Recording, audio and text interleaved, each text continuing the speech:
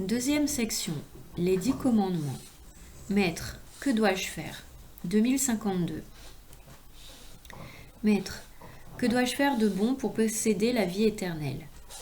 Au jeune homme qui lui pose cette question, Jésus répond d'abord en invoquant la nécessité de reconnaître Dieu comme le seul bon, comme le bien par excellence et comme la source de tout bien. Puis, Jésus lui déclare « Si tu veux entrer dans la vie, observe les commandements » et de citer à son interlocuteur les préceptes qui concernent l'amour du prochain. Tu ne tueras pas, tu ne commettras pas d'adultère, tu ne voleras pas, tu ne porteras pas de faux témoignages. Honore ton père et ta mère. Jésus résume enfin ces commandements d'une manière positive. Tu aimeras ton prochain comme toi-même. 2053. À cette première réponse, une seconde vient s'ajouter. Si tu veux être parfait, va, vends ce que tu possèdes, donne-le aux pauvres, et tu auras un trésor aux cieux. Puis viens, suis-moi. Elle n'annule pas la première. La suite de Jésus-Christ comprend l'accomplissement des commandements. La loi n'est pas abolie, mais l'homme est invité à la retrouver en la personne de son maître, qui en est l'accomplissement parfait. Dans les 3 évangiles synoptiques, l'appel de Jésus adressé au jeune homme riche, de le suivre dans l'obéissance du disciple et dans l'observance des préceptes, est rapproché de l'appel à la pauvreté et à la chasteté. Les conseils évangéliques sont indissociables des commandements. 2054. Jésus a repris les 10 commandements, mais il a manifesté la force de l'esprit à l'œuvre de leurs lettres. Il a prêché la justice qui surpasse celle des scribes et des pharisiens, aussi bien que celle des païens. Il a déployé toutes les exigences des commandements. Vous avez entendu qu'il a été dit aux ancêtres « Tu ne tueras pas ».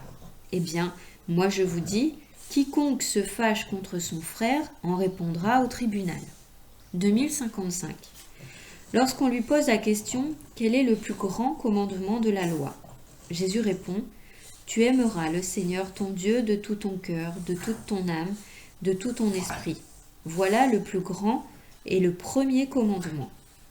Le second lui est semblable. Tu aimeras ton prochain comme toi-même.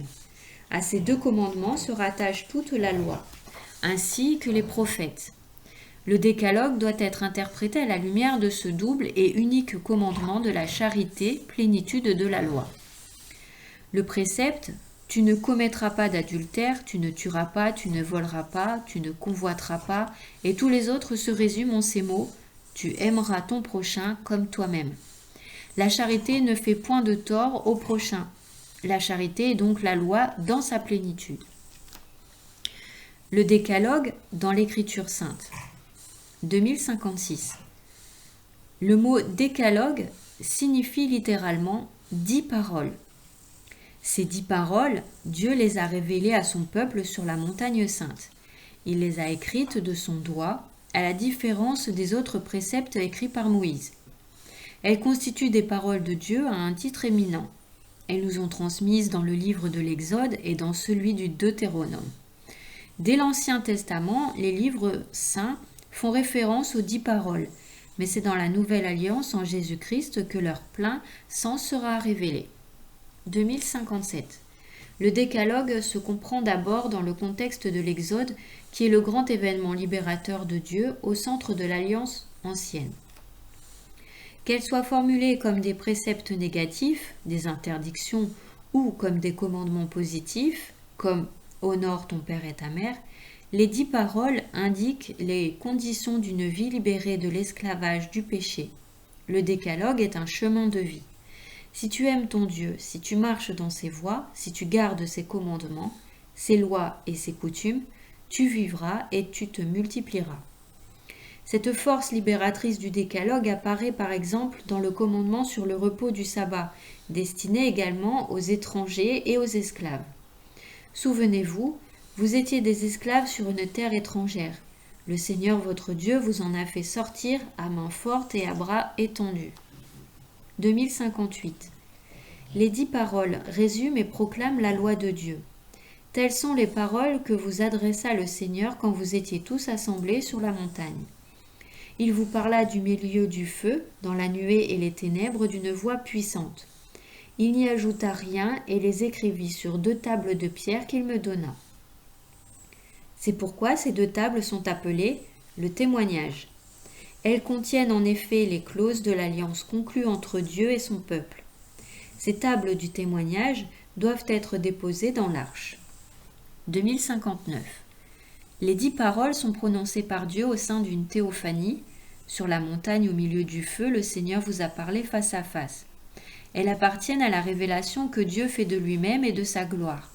Le don des commandements est don de Dieu lui-même et de sa sainte volonté. En faisant connaître ses volontés, Dieu se révèle à son peuple. 2060. Le don des commandements et de la loi fait partie de l'alliance scellée par Dieu avec les siens.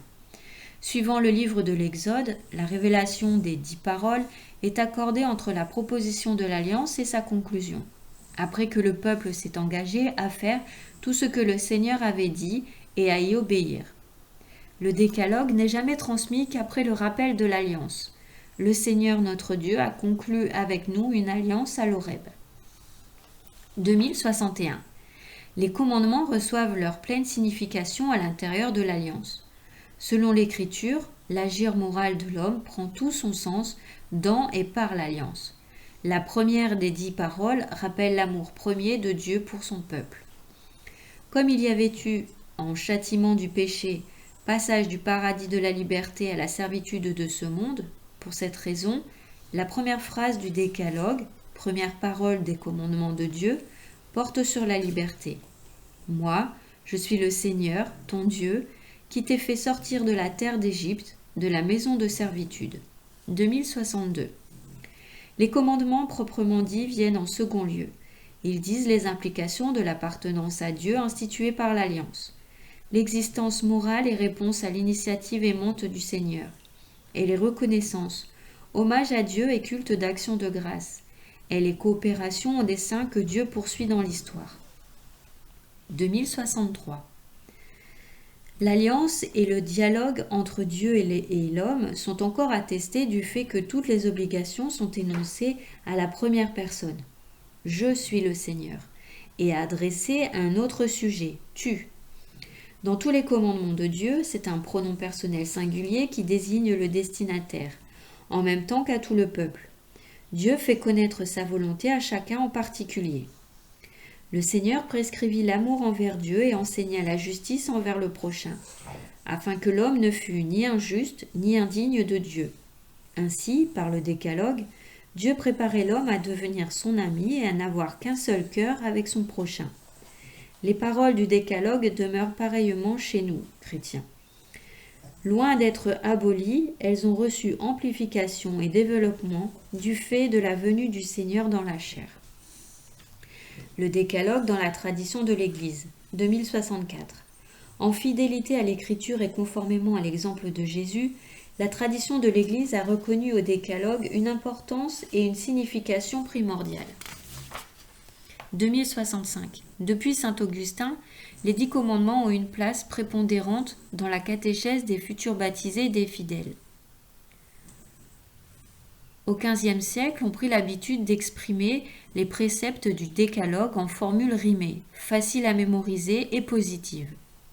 Elles sont encore en usage aujourd'hui. Les catéchismes de l'Église ont souvent exposé la morale chrétienne en suivant l'ordre des 10 commandements. 2066. La division et la numérotation des commandements a varié au cours de l'histoire. Le présent catéchisme suit la division des commandements établie par saint Augustin et devenue traditionnelle dans l'Église catholique. Elle est également celle des confessions luthériennes.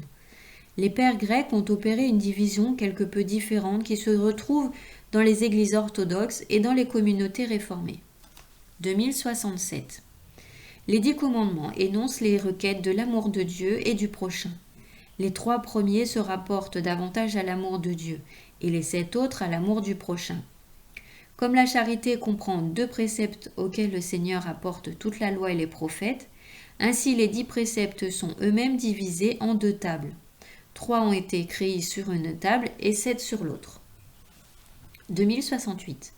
Le Concile de Trente enseigne que les 10 commandements obligent les chrétiens que l'homme justifié est encore tenu de les observer. Et le Concile Vatican II l'affirme. Les évêques, successeurs des apôtres, reçoivent du Seigneur la mission d'enseigner toutes les nations et de prêcher l'Évangile à toute créature, afin que les hommes, par la foi, le baptême et l'accomplissement des commandements, obtiennent le salut. L'unité du décalogue, 2069. Le décalogue forme un tout indissociable. Chaque parole renvoie à chacune des autres et à toutes. Elles se conditionnent réciproquement. Les deux tables s'éclairent mutuellement. Elles forment une unité organique. Transgresser un commandement, c'est enfreindre tous les autres. On ne peut honorer autrui sans bénir Dieu son Créateur. On ne saurait adorer Dieu sans aimer tous les hommes ses créatures. Le décalogue unifie la vie théologale et la vie sociale de l'homme. Le décalogue est la loi naturelle, 2070.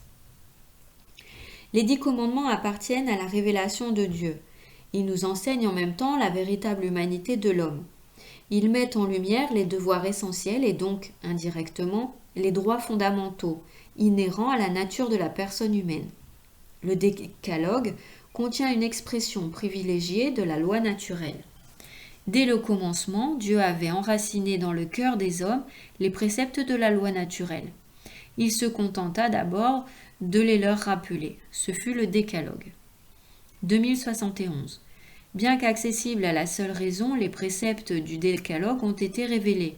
Pour atteindre une connaissance complète et certaine des exigences de la loi naturelle, l'humanité pécheresse avait besoin de cette révélation.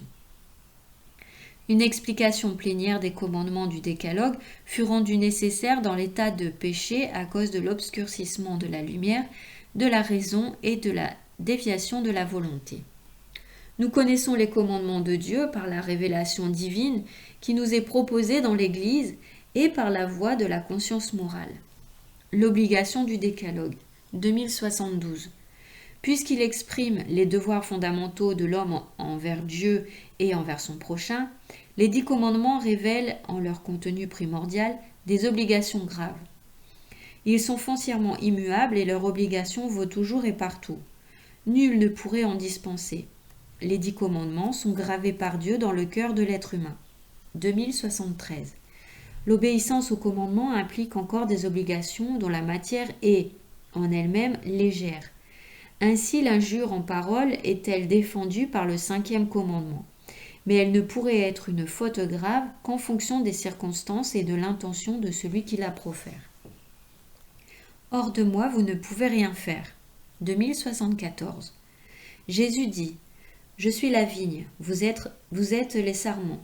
Celui qui demeure en moi et moi en lui, celui-là porte beaucoup de fruits. Car hors de moi, vous ne pouvez rien faire. Le fruit évoqué dans cette parole est la sainteté d'une vie fécondée par l'union au Christ. Lorsque nous croyons en Jésus-Christ, communions à ses mystères et gardons ses commandements. Le Sauveur vient lui-même aimer en nous son Père et ses frères, notre Père et nos frères. Sa personne devient, grâce à l'Esprit, la règle vivante et intérieure de notre agir. Voici quel est mon commandement. Vous aimez les uns les autres comme je vous ai aimé. En bref, 2075. Que dois-je faire de bon pour posséder la vie éternelle? Si tu veux entrer dans la vie, observe les commandements. 2076. Par sa pratique et par sa prédication, Jésus a attesté la pérennité du décalogue. 2077. Le don du décalogue est accordé à l'intérieur de l'alliance conclue par Dieu avec son peuple. Les commandements de Dieu reçoivent leur signification véritable dans et par cette alliance. 2078. En fidélité à l'Écriture et conformément à l'exemple de Jésus, la tradition de l'Église a reconnu au décalogue une importance et une signification primordiale. 2079. Le décalogue forme une unité organique où chaque parole ou commandement renvoie à tout l'ensemble. Transgresser un commandement, c'est enfreindre toute la loi. 2080. Le décalogue contient une expression privilégiée de la loi naturelle. Il nous est connu par la révélation divine et par la raison humaine. 2081. Les 10 commandements énoncent en leur contenu fondamental les obligations graves. Cependant, l'obéissance à ces préceptes implique aussi des obligations dont la matière est en elle-même légère. 2082. Ce que Dieu commande, il le rend possible par sa grâce.